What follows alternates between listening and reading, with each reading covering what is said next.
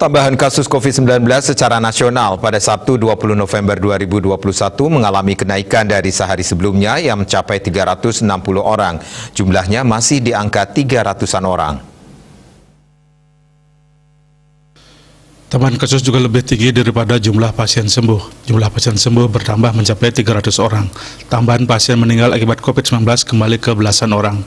Sehari sebelumnya tambahan kasus meninggal sudah mencapai 1 digit, yaitu sebanyak 5 orang. Data Kementerian Kesehatan menunjukkan terjadi penambahan kasus COVID-19 sebanyak 393 orang.